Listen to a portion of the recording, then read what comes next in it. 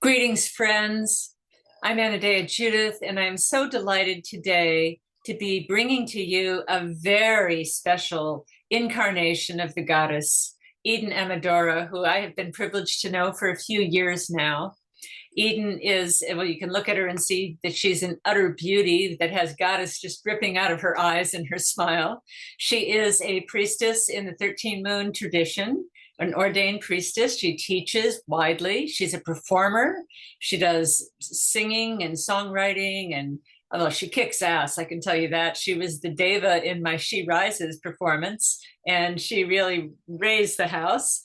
She's an artist and a speaker, and just an all-around beautiful incarnation of the goddess that I'm so pleased to be talking to today. And she also has a story in the new book, Goddess, Blessed Reunions with the Feminine Face of the Divine. And so I was really pleased that you were able to get a story in there. So greetings. Hi, Anodea. Wow, it's really wonderful to be here with you. A funny story to share with everyone is that you were a hero of mine, and now you're my sister, Sacred Mirror. You were a hero of mine from 18 years old when I just read every page of Wheels of Light. It was like Wheels of Life. Yeah, Wheels of Life, my Bible at the time. Yeah, so to now be connected in the Divine Feminine Mysteries is so fun and such an honor. Well, thank you. Yeah. So a question that I'm asking everyone is, how did the goddess first come to you, or how did you discover her, and what difference did she make in your life? Yeah, I was always connected to spirit or source. It was kind of non-gendered for me as a little one. I wasn't as heavily conditioned with kind of Abrahamic religions as many people, because my mom studied comparative religions and got me into yoga really young.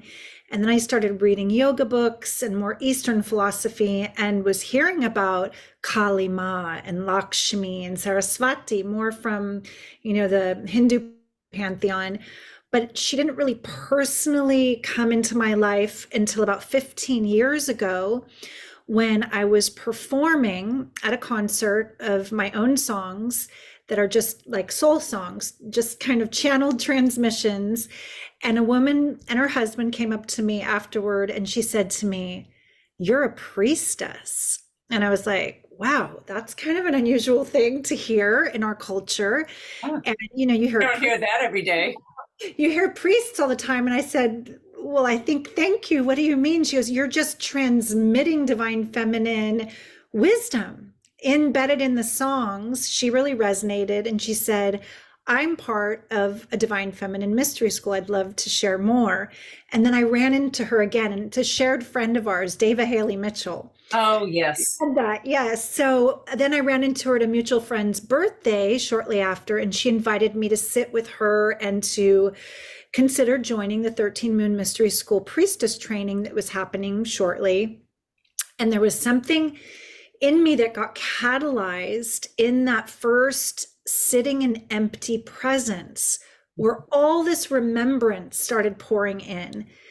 And it was almost psychedelic. I was like sitting in open-eyed meditation and having memories of visions of other lifetimes and timelines. And part of me was a little almost frightened by that much information rushing in.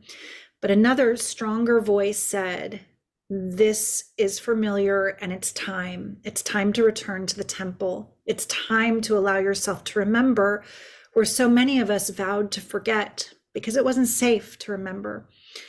And that was 15 years ago. And at first my ego wanted to like, oh, this is cool. I'll write a song for each of the goddesses, which I did in the Dream Awake album. Amadora Dream Awake is kind of my version of what would the great mothers say? What would the goddess of compassion say? But it was so much deeper than that for me. It wasn't just artist inspiration. It turned my life inside out, upside down. The path of initiation with the divine feminine has been this ongoing deepening and awakening process. And you don't even need to seek out those initiations. She brings them to you when you're ready. She says, okay, time for another one. And the initiation takes place. And it might be a dark night of the soul. It might be some real challenge. I say sometimes she's hardest on those she loves the most. Exactly. And as now a guide and initiator for others who have said yes to this path of initiation, I'll sometimes reflect that, like, congratulations, you're being dismantled. All your attachments are being dissolved. It's like a whole different way of looking at soul growth rather than just from the little self's attachments to a cool, groovy, and easy life. It's Right. like, what's going to serve the collective the most if we're truly here at this time of awakening? How do we stand as lamp lifters for the divine feminine, who's all about unity and harmony? Yes, and beauty and joy and celebration. It's not the masculine religions that are all ascetic and all, up in the head and being dark and gloomy and strict and still. I remember sitting in church as a kid, just squirming, and my mother, sit still, be quiet, wait till this is over. And when I discovered the goddess religion and the rituals, we dressed up in costumes and we had singing and we had dancing and we had drumming and we had beautiful altars, and there was beauty to the religion and there was life force. And I just celebrated it was coming home for me. It was just coming home. And I too remembered having done it in the past. And actually, when I was traveling in Greece, I started dreaming, and I was visiting the old ruins and went to Delphi and whatnot. And when I slept at night while I was there, I was dreaming that I was walking in the temples and they weren't ruins. And I was wearing robes and the columns were whole and bright and people were bringing food and they were, playing instruments. And, it was like that kindled in me a memory of back in those days when I believe I was there. Yeah. I remember with you, it almost brings tears to my eyes to hear you speak it. So my whole body just lit up. And we just had our Priestess moon, our full day ceremony on Saturday, where we sit over holy water that we co-create with prayers for the collective, for the earth. And then we dive into this I remember, and really honoring each being for their devotion to the goddess. And just how healing it is, even to speak some of the memory that isn't so beautiful, just to be able to actually alchemize that trauma collectively. Yeah. Oh, I remember being burned at the stake as well, and I still to this day wake up every night with pain from my knees down, my legs just burning, and I've had that for the last 5-10 years, and I know it's related to that memory. Yeah. So yeah, we have to remember the dark times as well. And that, and one of the things I write about in my book is how the goddess was systematically suppressed, denied, plowed into the underworld, distorted. Her temples were destroyed, her beautiful statues were beheaded, her priestesses were killed. Even mentioning the mother's name at certain times could subject you to being killed. And so, of course, the world learned through those generations not to speak of her. Right. Until she was all but forgotten. But now we're going on half a leg. We can't take the next step forward. We took a step forward with science, yes, but until we bring myth forward, we can't take the next step. Because science tells us what and how, but it doesn't tell us why. And the mythologies and the stories and the goddess, they give us a meaning to our lives. And that's why the celebration of the cycle of the seasons is so important, and I know that you've been part of that in 13 Moon. I've been to many of your rituals that are just fantastic, beautiful recreations of this religion that we are both remembering and inventing together. Absolutely. We are, as humans, such story-based people, and we share so many of our beliefs collectively, like the morphogenetic field. And like you said, when she and her was removed from the advent of the printing press in the dark ages, and this really like heavy Saturnian control where even the religious symbols lifted, if you think of the Christian or Catholic cross, it's like lifting the horizontal axis away from the earth and shortening it. That's right. That's right. Yeah. So the mythologies have been like dream spells until now. So people like you and I who are devoted to harmony, balance, and the divine feminine, divine masculine coming back into balance and union, it's our calling to tell new stories, new mythologies, and to share the deeper dreams and visions and remembrance that's coming through for the collective. Because there's still such a sleep, there's such a dream spell of separation on the planet where wars are even possible. Yes, right. We're sitting at such a crucial time now where the heart needs to awaken, where we need to remember our interconnectedness. And I even believe that, people are subscribing to conspiracy theories and whatnot because they're hungry for a story. And that's all they're being supplied with. And we're not creating a guiding myth for how we're rebirthing a new culture on this planet. And that is really the myth of birth, but you cannot give birth without a goddess. And that is what Hades discovered in the underworld. When when the patriarchy took over the realms of the heaven, the earth, and the underworld, and Hades was put in charge of the underworld that used to have a goddess, the souls were getting very crowded down there because they didn't have a way to be reborn again. And that was when he went to Zeus and said, "Hey, brother, I need you to do something about it." And Zeus says, "Oh, okay, I'll give you my daughter." And didn't ask her mother, didn't ask the daughter what she thought about it. But that was because he knew you cannot give birth to something new without the feminine being part of it. And the masculine too. It's not like we want to take over. There's a partnership, but we have to bring the goddess up to an equal level. Absolutely. And bring back the values that we have lost with the feminine. And those values are so needed in our culture right now. The softness, the beauty, the love, the compassion, really all the aspects, and I know of the 13 moon that there's all these different aspects that you worship. And, you might want to talk about some of those. Yeah. As you're speaking, I'm also aware of how popular in younger generations in the social media world now the dark goddess has become. And that's important, although what I'm seeing is still a kind of distortion around the goddess as the dark goddess to get back power from the system or the patriarchy, when the greatest power there is love, compassion, forgiveness, and recognizing the equality, recognizing we're different and the same.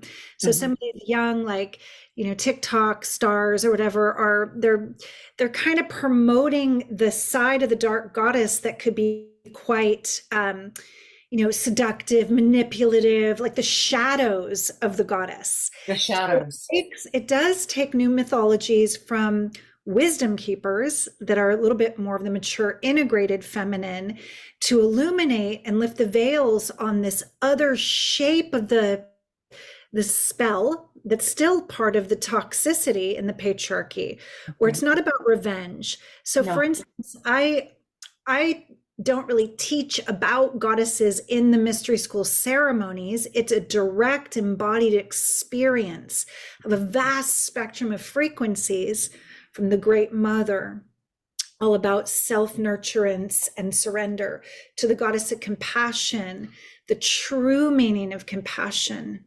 I mean, Kuan Yin rides a dragon. You have to imagine how many misperceptions we have about compassion, how freeing forgiveness is, to the priestess, who is the water bearer and the one who remembers, right? The emissary, the embodiment, to the creator destroyer, who could be seen like a dark goddess, but that Kali-esque energy that destroys, it destroys that which is false and already illusory, right? It's not like down with men and we'll show them. No, it's down with the illusion of separation and the poison between men and women in the collective. Down with the toxicity. And Kali's the ultimate liberator. Totally. And in a way, the ultimate goddess of compassion, just a fierce and ruthless, wrathful compassion. Yeah. And then we go into what is true power, really. I mean, you have that raw Shakti power of Kali, of the creatrix, but then there's choice. And that's where the Lady of Communion archetype comes in. The archer, like Artemis, that's very intentional with her choices, that empowers self and other. So we're lifting the veil on that toxic kind of, we call it patriarchal or toxic masculine power over the false power, which is suppression, and rather it's sovereignty, it's choice, it's power to create, power to choose, and love ultimately as the highest power.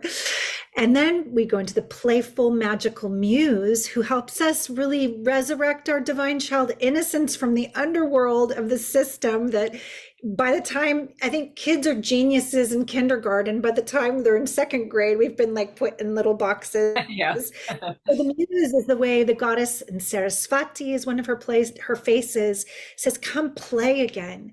Play is not frivolous. It actually opens genius, creative genius. And then we go into the goddess of love. That's this is the frequency that I'm sitting in right now. This is my home base.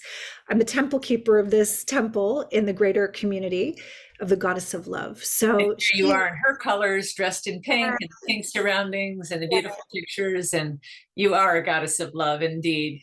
She's all about the unshielded heart. She's the one that says, we've been fed a story that you must suppress your senses to awaken, to know the divine. I'm here to tell you that's a lie. You can awaken through the senses, not in spite of them. Like you said earlier with beauty, she's all about beauty it's like a city. It's like a high frequency state, like grace, to actually resonate beauty from your open heart. And then beauty tells us we're very close to the divine. You know, the beauty of a forest, the beauty of a mountain, the beauty of a child laughing, the beauty of the room you've set up. I mean, the beauty of you, you know, it is an expression of the goddess. Yes. Absolutely.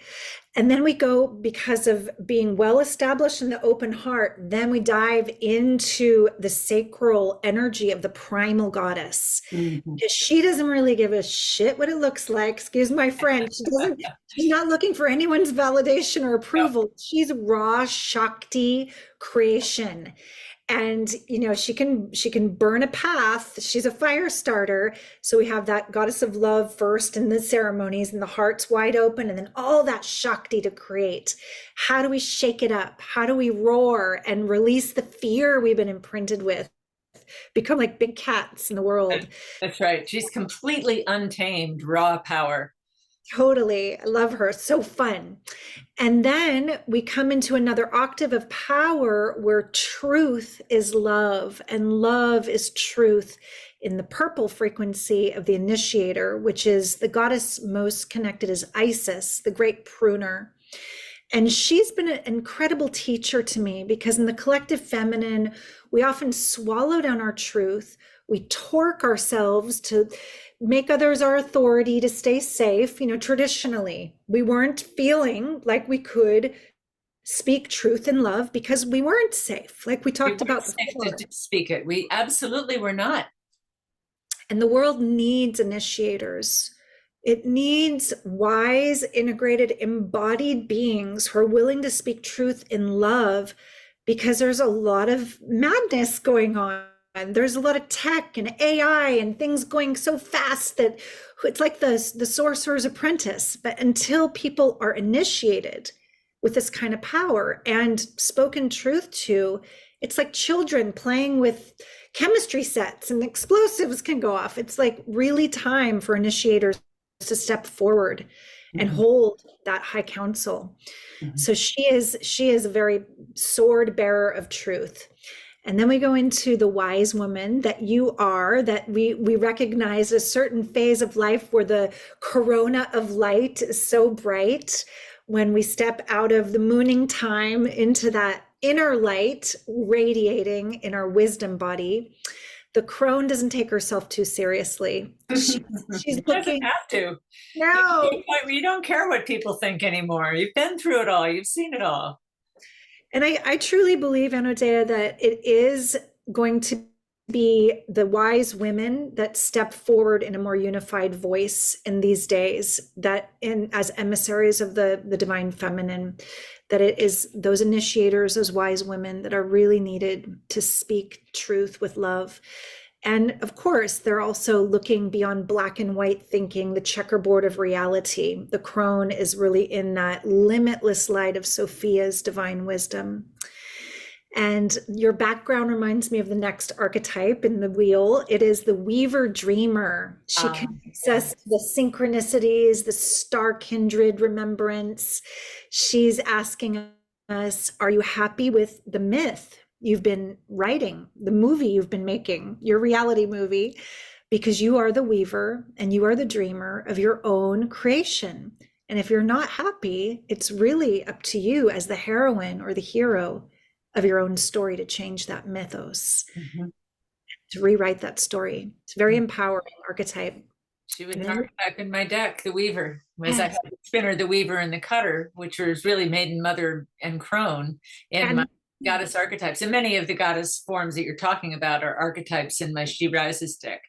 Yeah. Totally. And the Weaver or the Spinner, the Measurer, and the Cutter are three of the Weaver Dreamers faces we work with to really consider what's needed in each moment. And then we go into an archetype that used to kind of scare me when I entered the mystery school. I was like, why do we work with this one called the Queen of Death? Because collectively we're terrified of death, but life is a series of small deaths, ego deaths and releases. And her mantra is, I trust, I release. It is such deep medicine to befriend that archetype and recognize not only are we going to die physically, but all our attachments will be taken. And it is about surrendering to that greater intelligence of the divine to release those attachments. And so something about the goddess religion is that it's cyclical. And so death is not the end. Death is a necessary reset. It's a necessary going into the darkness and the rest and the undoing and the letting go. And the patriarchy just wants to go in one direction without stopping, and that's not sustainable. But our death is a rite of passage. It's not a permanent sentence, because that's what makes room for rebirth. Yes. Oh, it feels so good when you speak it so. There's just so much mystery in that unknown, in that void space. And I often tell people who are struggling with control, where the mind wants to know, the ego wants to control, that the tighter you are, the less magic, the less synchronicity, the less of that beauty of divine surrender happens. If you don't let go, you're actually not living a full life. So letting go, letting it die to, next chapter, reborn. And then the final archetype is the alchemical goddess. And she is the culmination. She's the rainbow light body. Her mantra is, I am union, I am grace, I am freedom. She's the butterfly coming out of the chrysalis and the celebration. So that was a quick tour of the goddess. Yeah. And there's so many more. There's goddesses from around the world, in every culture, in every history. There was always a goddess, until patriarchy came and wiped it out. And we have to bring it back, because we're not playing with a full deck. I quote Diane Fortune. She says, a religion without a goddess is halfway to atheism. There you go. When I was on that Mary Magdalene pilgrimage last summer, I was noticing the images in ancient cathedrals and temples of Mother Mary had her coming out of a big shell.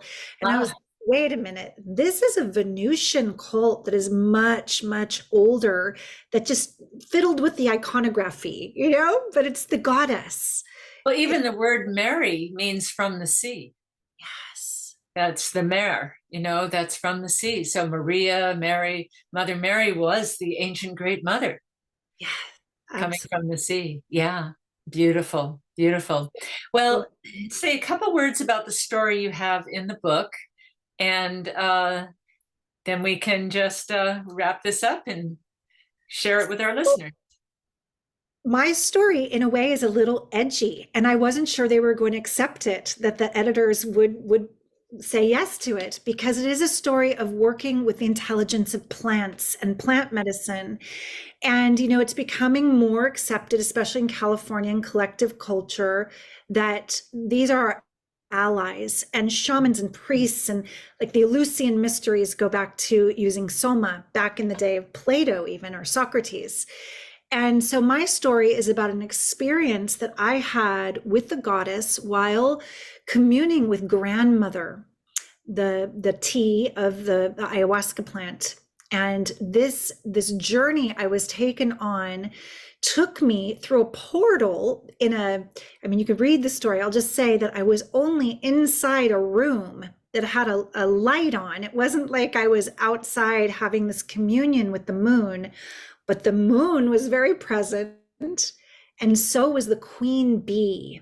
And I was taken through this vast and miraculous kind of wild journey into the heart of the honeycomb in my experience that I write about in the book. And this influenced me so much that when I came out of that journey, I wrote a song called Return to the Heart. The next day I found out, to the pollen on the planet, that it's called the honeymoon. I had no idea. It was such a confirmation, which points back to when we have synchronicities. It's like a wink from the divine, from the goddess, from beyond the veil. She is coordinating things behind the scenes. And so I think she's coordinating this resurgence, and her priestesses are waking up. And there were bee priestesses way back then too, with the bees and with the honey. So you were tapping into something. Absolutely. I've had memory. I remember working with the bees and the elixirs and the honey and the bee venoms, and we were communing with them. And they were priestesses that were the acolytes of Aphrodite back in ancient Greece. And a lot of the language comes from that time, like even the inner barrier inside the female anatomy, the hymen, comes from this time where they would go through a veil into the inner chambers of the temple. The acolytes of Aphrodite would break the hymen to go through. And then you were an initiate. Yes. And that's why once you break the hymen, you're not the same anymore. Although I will say that the word virgin used to refer to a woman who belonged to herself. It had nothing to do with whether she had ever had sex. It was that she was not yet promised in marriage or didn't have a child yet. So she still belonged to herself. A woman could remain a virgin her whole life, but it wasn't about sex. It was about who she belonged to. And the Vestal virgins had choice until 30 to marry or not. At that point, they would decide. And I always wondered if Mary, from the biblical sense, was a priestess of that sort and referred to then as the Virgin Mary. I actually believe that she probably was, and that she taught Yeshua many of the secrets of the mysteries. And so he was actually an initiate of the goddess tradition. That resonates deeply with my own feelings as well. Experience. And, Mary Magdalene as well. Deep priestesses, Miraphor, working with the holy oils. There's so much coming forth in collective consciousness, lifting the veils on those old mythologies now. And I'm so glad. Yes, and it's time to bring them through and bring them into the modern world and give us the depth. It's like we cut ourselves off by the roots, and no plant can live without its roots. So we get the roots back down in the ground, and the plant can thrive, and the planet can thrive. I could talk to you all day, and I'm sure you could too, but it's so our listeners have many things to listen to, and I'm glad they got a taste of the goddess from you. It's 333 here in California, where Anodea and I are. No coincidences, Anodea. We are in this divine feminine goddess energy for sure. The triple goddess is here with us.